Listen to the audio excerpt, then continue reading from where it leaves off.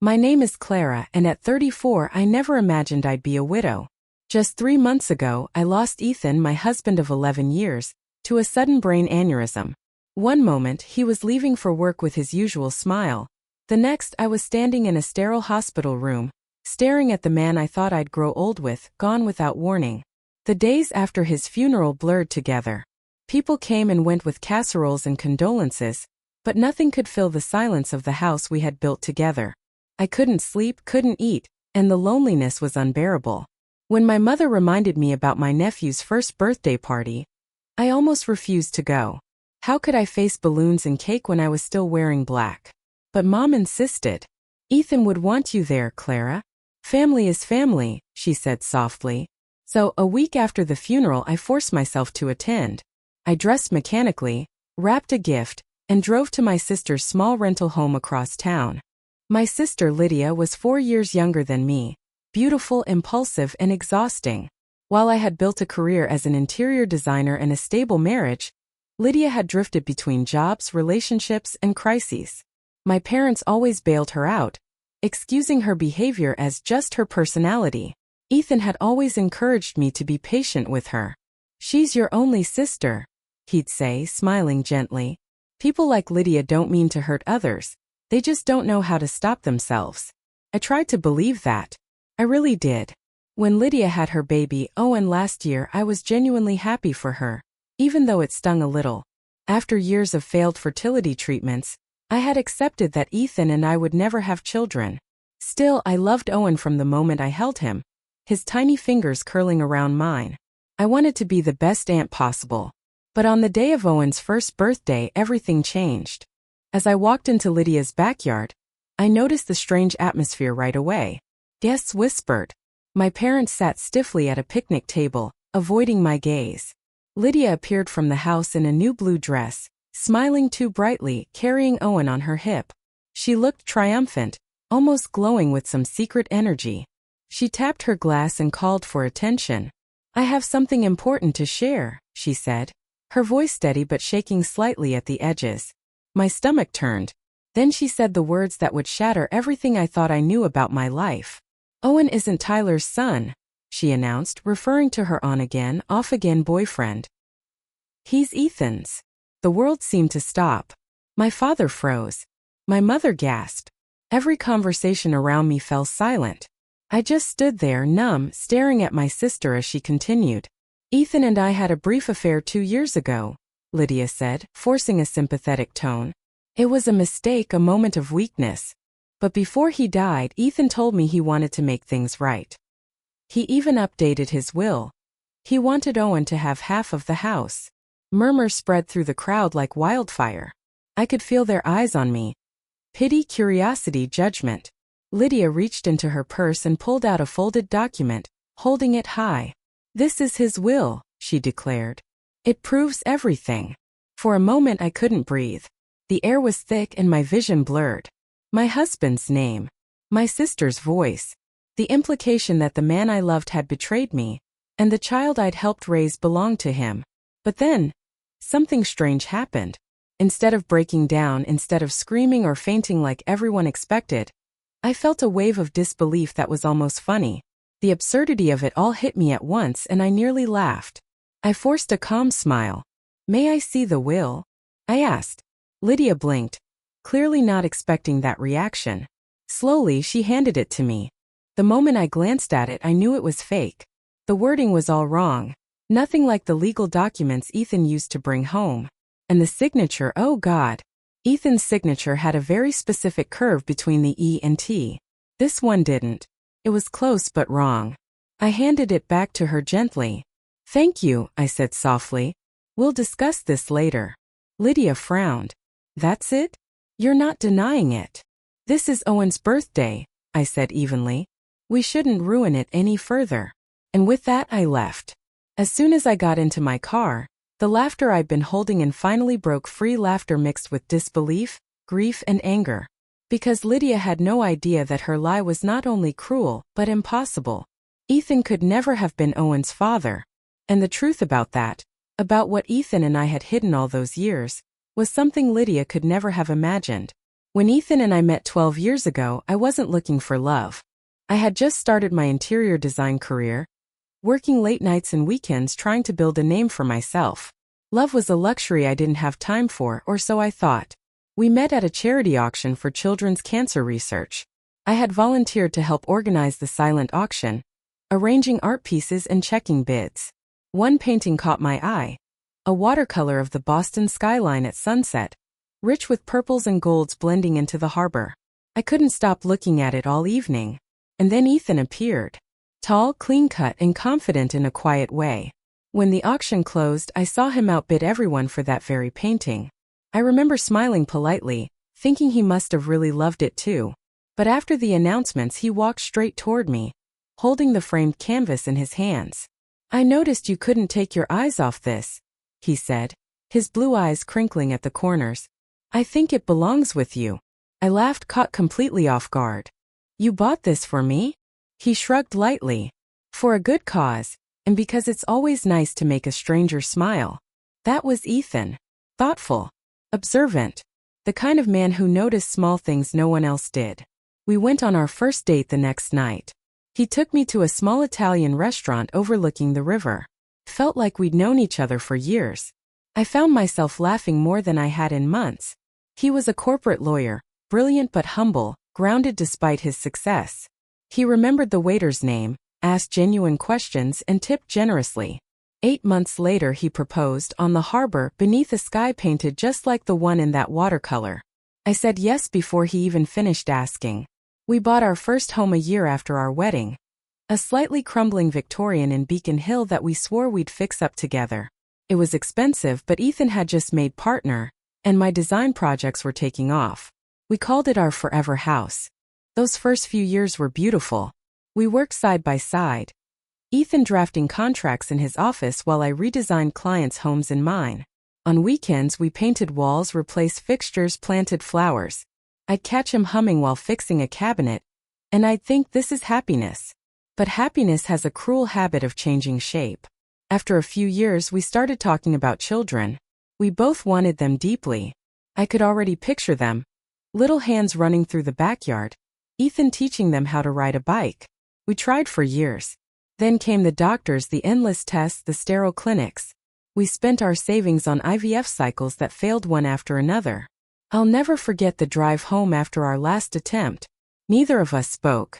Ethan just reached across the console, took my hand and held it. That night we sat on the porch swing, the air heavy with silence. Finally he said, "We can still have a beautiful life, Clara. You and me, that's enough." He meant it, and somehow that helped me believe it too. We moved on. Slowly, painfully, but we did. We traveled. We threw ourselves into work. Ethan supported me when I decided to open my own design firm. We built a life that looked perfect from the outside because in so many ways it was. And through it all, Lydia remained a background figure in our lives. My younger sister, the wild one, the unpredictable one. While I was building my business, she was bouncing between jobs and boyfriends. My parents adored her in a way that sometimes stung. She was the fragile one. Always needing help, always forgiven. When she met Ryan, a bartender with tattoos and a motorcycle, everyone assumed it wouldn't last. They were wrong, sort of.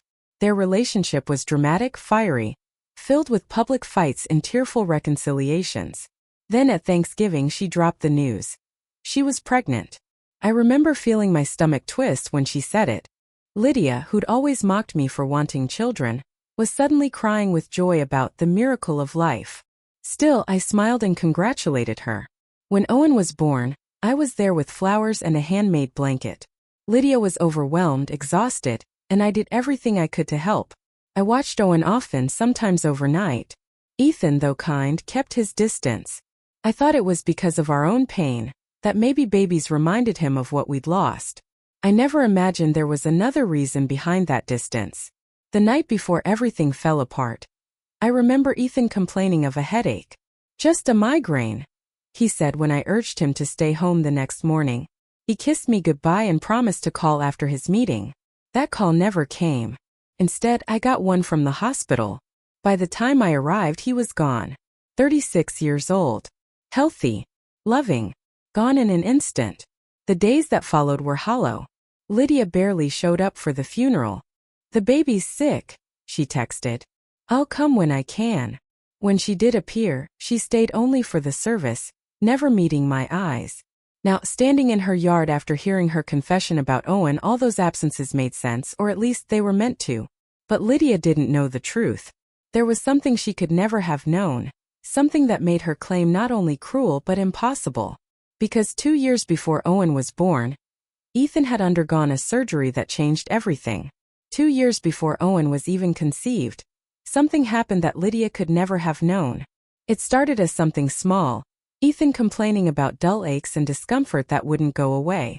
He ignored it for weeks, insisting it was stress. But when I finally pushed him to see a doctor, everything changed.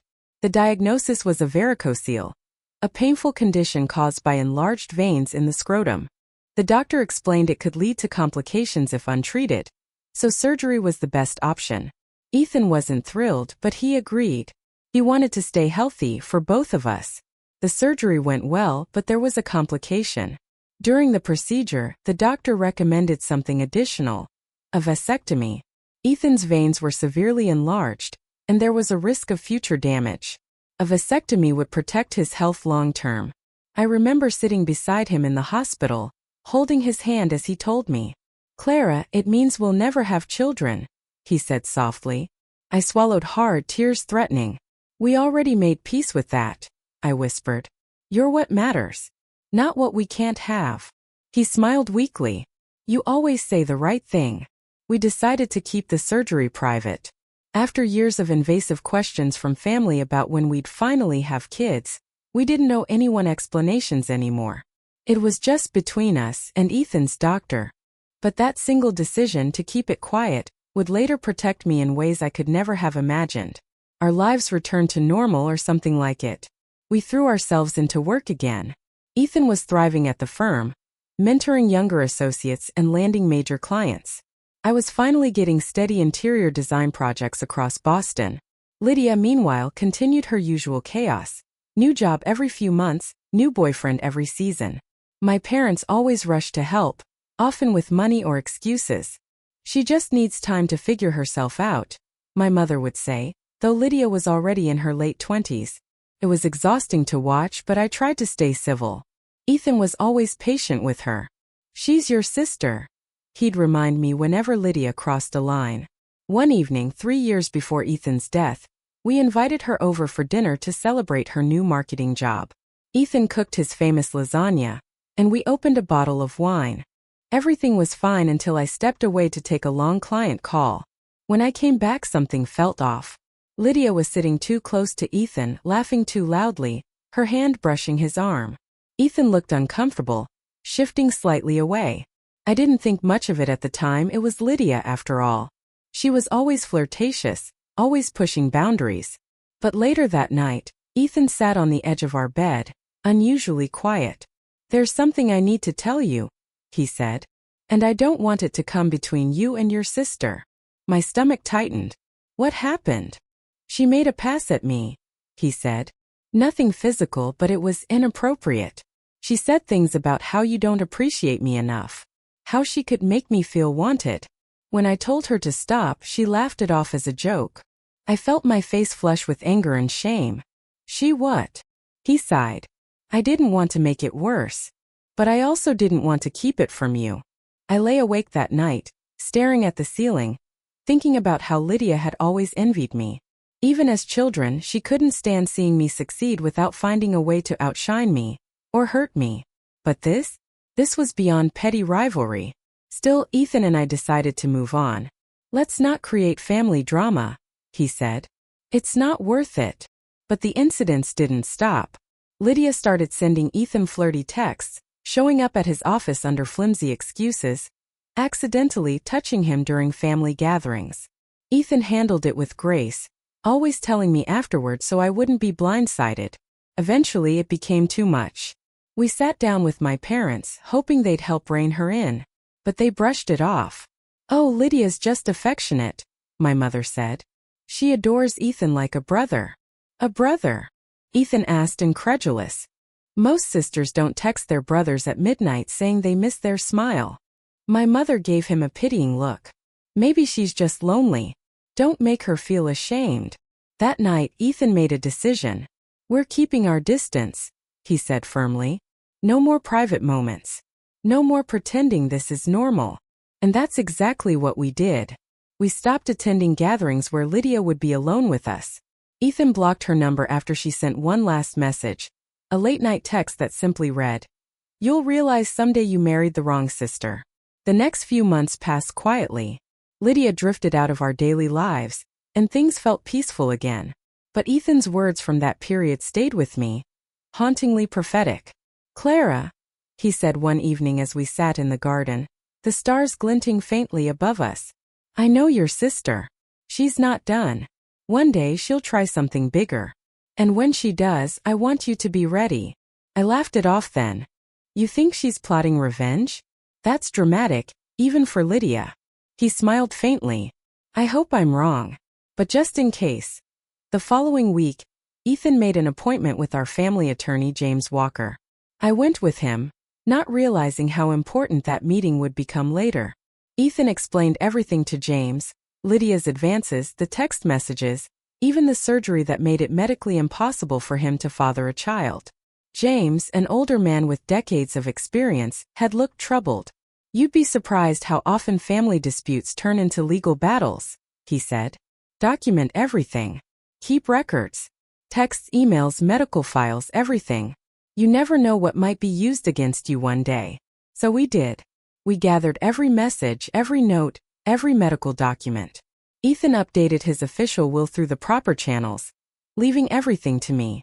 James kept certified copies in his office, and we placed the originals in a safety deposit box.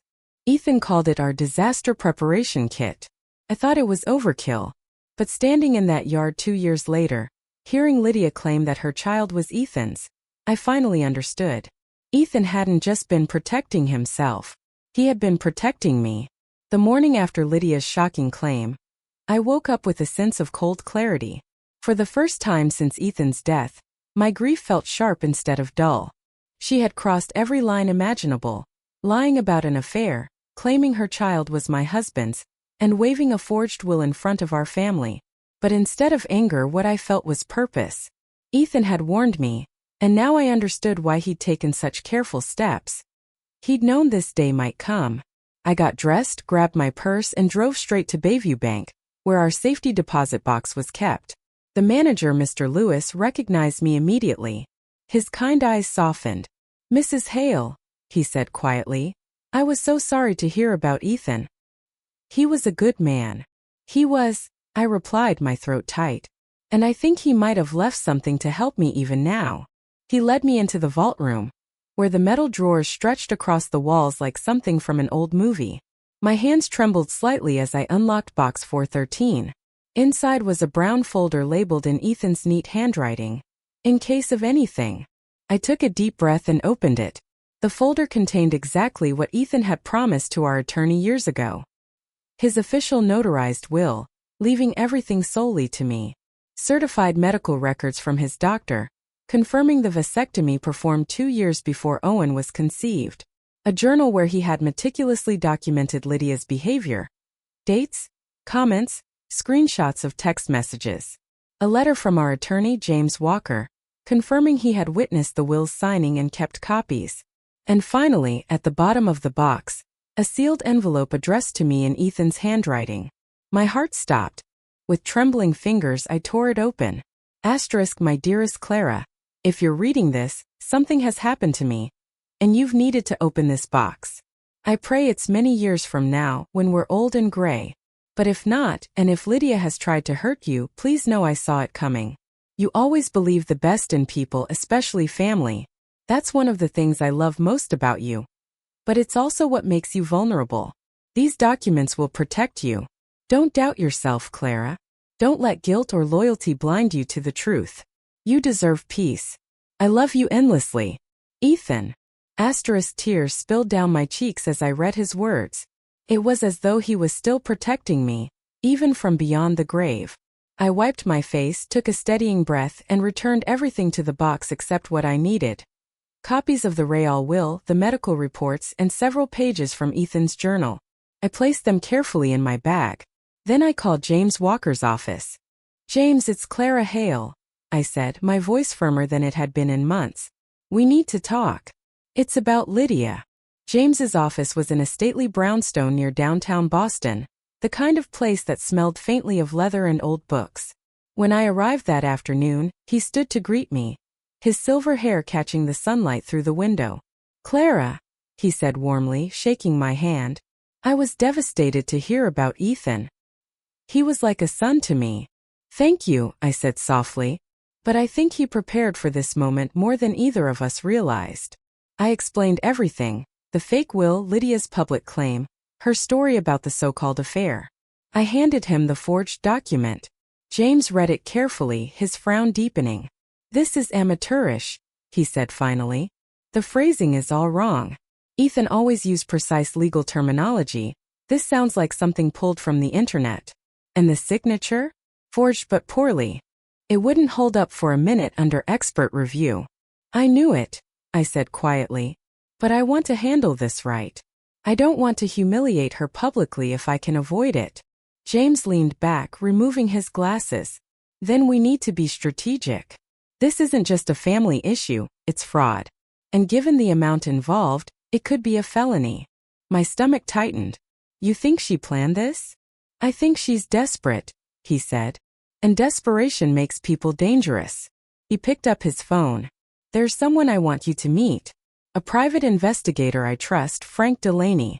He's an ex-detective, discreet, efficient, and not afraid to get his hands dirty when it comes to uncovering the truth." An hour later, a broad-shouldered man with a weathered face walked into the office. "Mrs. Hale," he said, shaking my hand. His grip was firm, his tone calm. "I've read the file Mr. Walker sent. Quite the situation." "That's one way to put it," I said bitterly. Frank sat down and flipped open a notepad. "Tell me about Lydia, your relationship, her finances, her boyfriend, anything that might explain her motive." I hesitated. "She's always been unstable. She was dating a man named Ryan when she got pregnant, but he's been mostly absent. I don't know much about her current situation. She's always been secretive." Frank nodded, jotting notes. "I'll start there. People don't attempt fraud like this without a reason. I'll dig into her finances, her relationships, her background, everything. Give me 3 days." As he stood to leave, he added, "I'll find out what she's really hiding." 3 days later, I returned to James's office to find both men waiting for me. A folder sat on the table, thick with documents. "Mrs. Hale," Frank began, "you were right to come to us. Lydia's in deep trouble." He handed me a summary sheet. I scanned it quickly and my heart sank. Lydia was $78,000 in debt, spread across credit cards and personal loans. She had missed 4 months of rent and faced eviction by the end of the month. Her child, Owen, had undergone heart surgery, and the medical bills were piling up. And worst of all, her boyfriend Ryan had abandoned her, moved to Seattle, barely sending $200 a month in child support. Frank slid another set of papers toward me, text messages between Lydia and a friend. "Adam's death is terrible," one message read. "But maybe it's finally my chance to get what I deserve. If I play this right, I'll get part of the house. Dave's almost done with the fake will. It looks legit. Bridget's had everything her whole life. Time for me to get mine." I felt sick. Ethan's name may have been changed in her lie, but the meaning was the same. She'd wanted to use his death for profit. I looked up, voice trembling. "She planned all of this." "Yes," Frank said quietly. "And now we can prove it." That night I barely slept. I kept staring at the folder Frank had given me. Every page a reminder of just how far Lydia had gone. The lies, the debts, the forged documents, even those vile messages about getting what she deserved. I wanted to scream, to cry, to demand how my own sister could do this to me, to Ethan's memory. But instead, I decided to do what Ethan would have done. Stay calm and plan. I spent the next morning talking to James Walker about how to handle the confrontation. "You could press charges," he said. "Forgery and attempted fraud, serious crimes. She'd be facing years in prison." I hesitated. "That would destroy her. And Owen, he's innocent in all this." James nodded. "Then handle it privately. But protect yourself. Record everything." He explained the legal boundaries. Massachusetts was a two-party consent state, so I'd need Lydia's permission to record. Just tell her you want it for clarity, he said. Frame it as something to keep the discussion professional. I spent the rest of the day preparing. I printed copies of the real will, Ethan's medical reports, and the evidence from Frank's investigation. I laid them out on the coffee table in neat order. Then I placed a voice recorder beside them, its red light blinking softly. At exactly 2 p.m. the next afternoon, the doorbell rang. Lydia stood on my porch wearing a crisp new outfit, makeup perfectly done, her hair curled. She looked confident, smug even. "Clara," she said with a forced smile, "I was wondering when you'd come to your senses." I stepped aside. "Come in." She entered the living room, her eyes immediately scanning the documents on the table. "You've been busy," she said, crossing her arms. "I thought we should talk about the will," I replied evenly. "I'd like to record the conversation so there's no confusion later. Is that all right?" Her lips twitched, but she nodded. "Fine. I have nothing to hide." I pressed record. "It's October 10th, I said clearly. "Present are Clara Hale and Lydia Carter." "Lydia, you've agreed to be recorded, correct?" "Yes," she said confidently. "Good. Then let's start at the beginning. You've claimed that my late husband, Ethan Hale, was the biological father of your son, Owen. How exactly did that happen?" Lydia didn't hesitate. "Ethan and I had an affair," she said, her tone rehearsed. "It started 2 years ago when you and he were having problems." "We weren't," I said quietly. She ignored me. "We met at the Mandarin Hotel a few times. He said he was unhappy, that you didn't understand him anymore." I folded my hands. "Which room did you meet in?" Her eyes flickered. "I don't remember the number." "It was high up." "Which nights of the week?" "Tuesdays. Sometimes Thursdays." "What did he usually order from room service?" She hesitated. "He liked steak." I leaned forward. "Ethan was vegetarian." Her mouth opened slightly. "Oh, well, maybe he made an exception." I let the silence stretch. "Did he shower before or after?" I asked calmly. Her expression darkened. "Why does that matter?" "It matters," I said softly, "because none of this happened, Lydia, and we both know it." She stiffened. "You're in denial. The will proves it." "No," I said, reaching for the stack of documents. "This proves it." I slid the real notarized will across the table. Ethan's legitimate will, prepared by James Walker, witnessed by 2 partners. Everything was left to me. No mention of Owen. No updates. No secrets. Lydia frowned, trying to keep her composure. "He must have changed it later. The one I have is newer." I picked up the forged document she had presented at the party and held it beside Ethan's genuine one. "This," I said, "is a felony. The signature's wrong, the language is wrong, and the format doesn't match any legal standard. It wouldn't last 5 minutes in court." Lydia's confident smile faltered. "You can't prove that." "I already have," I said, sliding forward another document, Ethan's medical record. 2 years before Owen was conceived, Ethan had surgery. A varicocele repair followed by a vasectomy. He couldn't father a child after that. "It's medically impossible." She went pale. Her hands shook as she read the report. "These could be fake." "They're certified by his doctor," I said calmly. "And I have his testimony if needed." For the first time, Lydia looked truly terrified. Her voice cracked. "I didn't know," I thought. I cut her off gently. "You didn't think at all, Lydia. You just wanted money." She looked up at me, eyes glistening. "I was desperate, Clara. You have everything, this house, a career, people who adore you. I have a sick child, no money, no one. I'm drowning." "And your solution," I said bitterly, "was to destroy Ethan's memory? To tell everyone he cheated on me with you?" Tears spilled down her cheeks. "I didn't mean for it to go this far. I thought you'd just give me something. Help me. You always help." I sat back, exhaling slowly. "So you admit you lied?" She nodded miserably. "Yes. Owen isn't Ethan's son. He's Ryan's. I made it up. And the will. I forged it. My friend Dave helped. He's good with Photoshop. I thought it would look real enough to scare you." I reached over and turned off the recorder. The silence that followed was heavy. Lydia sat with her head in her hands, sobbing softly. I studied her for a long moment. Part of me wanted to call the police right then and there. But another part, the part Ethan had loved most, still saw the frightened sister beneath the deceit. I could press charges, I said quietly. You'd go to prison, Lydia. You realize that? She nodded. I know. But please don't. I'll lose everything. Owen will lose me. I looked at her, truly looked at her, the tears, the fear, the guilt, and felt something shift. Not forgiveness. Not yet. But something closer to understanding. Then here's what's going to happen, I said, my voice steady. You're going to tell the truth, to me, to our parents, to everyone who heard your lies. You'll admit what you did and you'll apologize publicly. Then we'll figure out a way to help Owen without enabling you. Lydia stared at me, stunned. You'd still help me? After all this? I'm not doing it for you, I said. I'm doing it for your son. And because Ethan would want me to. The next few days passed in silence. Lydia didn't call, didn't text. I knew she was avoiding what came next. The confrontation that would finally expose everything she had done. But I wasn't backing down. Ethan deserved the truth, and so did I.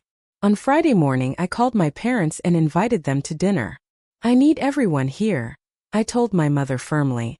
You, Dad, and Lydia. Clara, sweetheart, she said cautiously. Lydia's been so upset lately. Do we really need to?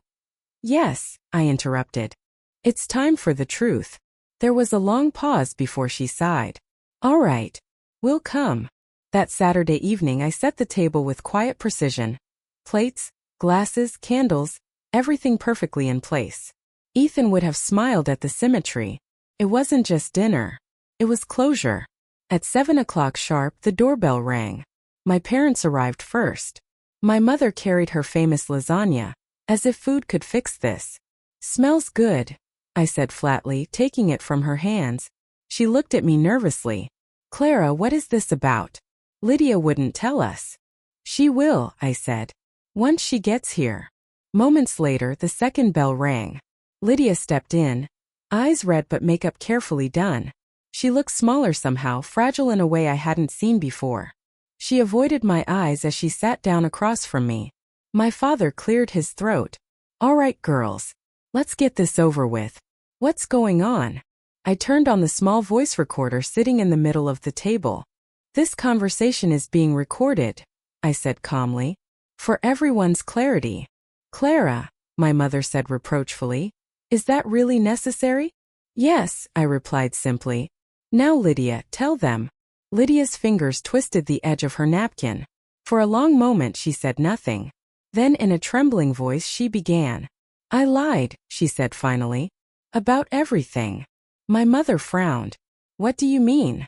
Owen isn't Ethan's son, Lydia said, her voice barely above a whisper.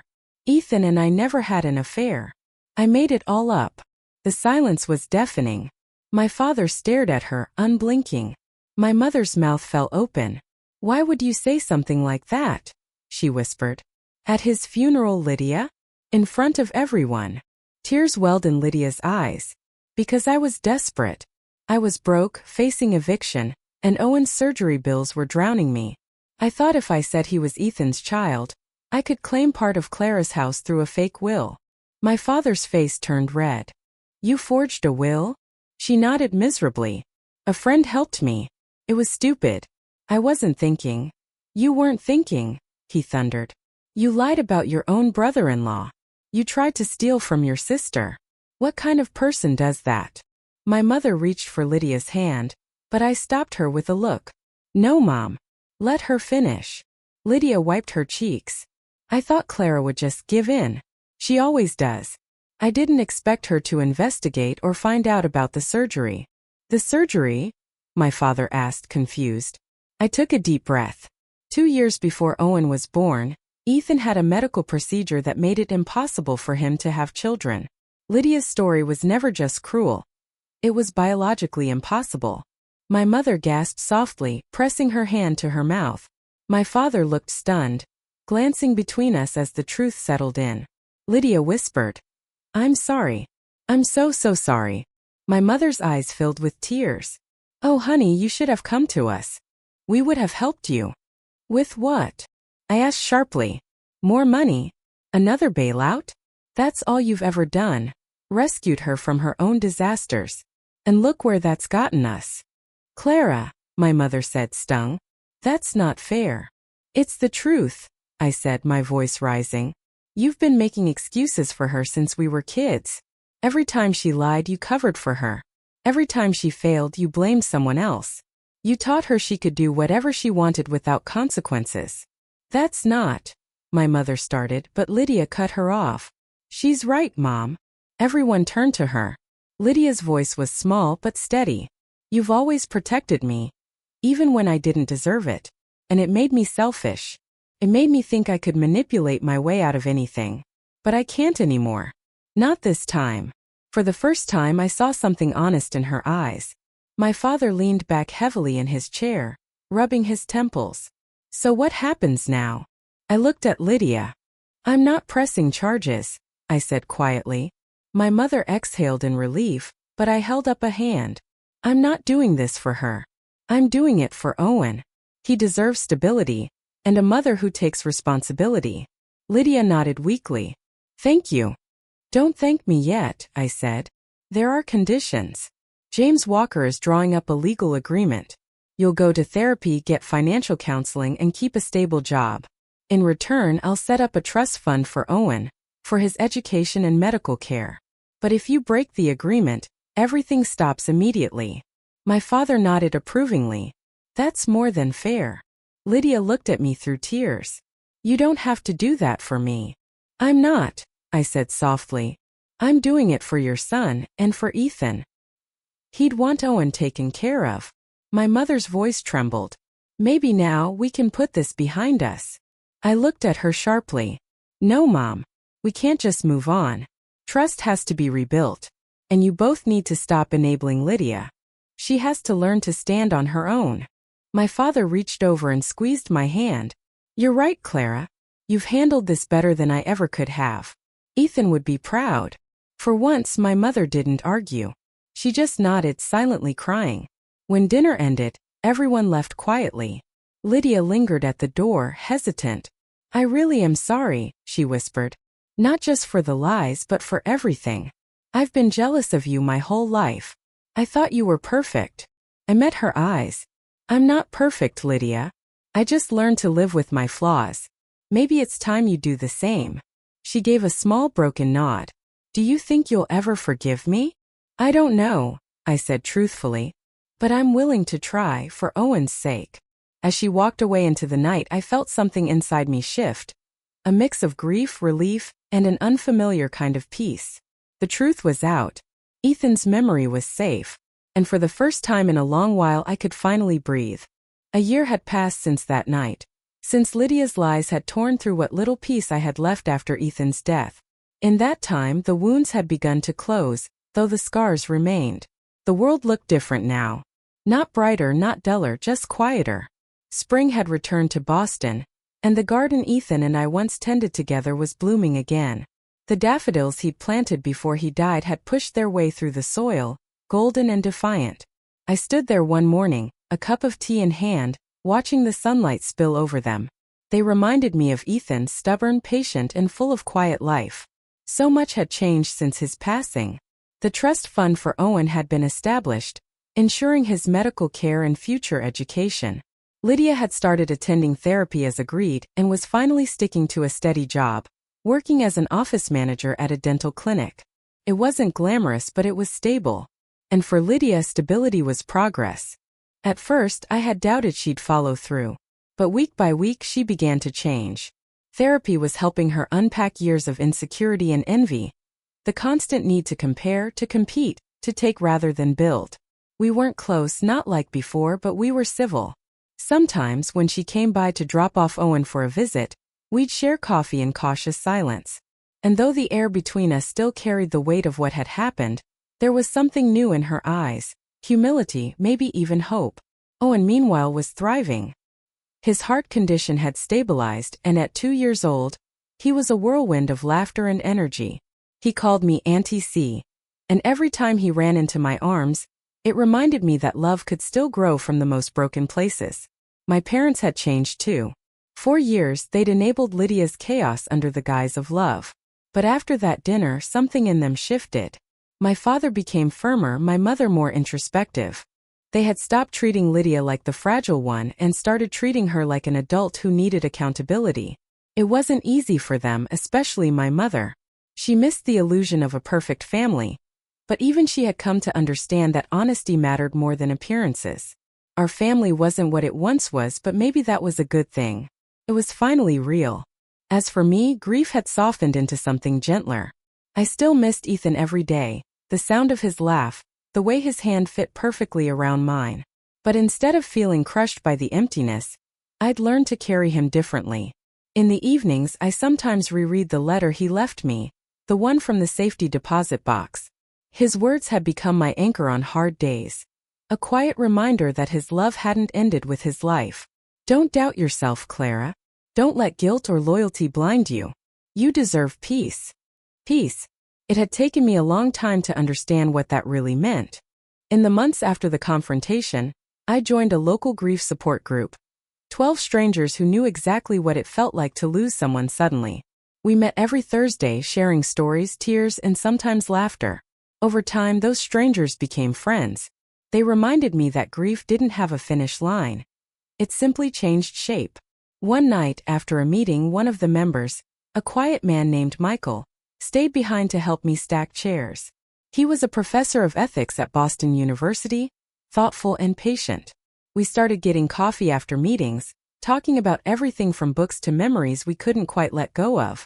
6 months later, we were still talking, sometimes over coffee, sometimes over dinner, sometimes while walking through Ethan's old garden. It wasn't love, not yet. Maybe not even romance. But it was something tender, something possible. And that in itself was enough for now. 1 year after Ethan's death, I decided to do something to honor him.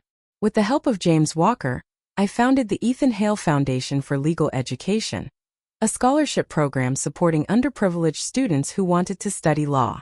Ethan had always believed that fairness shouldn't depend on privilege. Creating the foundation felt like carrying forward his light into a world that still needed it. The first group of scholarship recipients had already been chosen: bright, determined young people, whose gratitude made every sleepless night worthwhile. At the inaugural event, James gave a short speech about Ethan's integrity and compassion.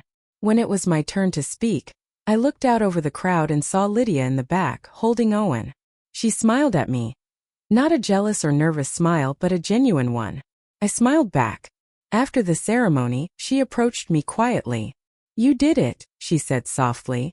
"You made something beautiful out of all this pain." I looked at her and nodded. I just followed Ethan's example. She hesitated. "I don't know if you'll ever forgive me, but I'm trying to be someone worth forgiving." "I know," I said. "And that's a start." That evening, I returned home and stood in the garden, where the daffodils swayed in the cool wind. I closed my eyes and imagined Ethan beside me, smiling that quiet, knowing smile of his. "I did it, love," I whispered. "I kept your promises. I protected what we built."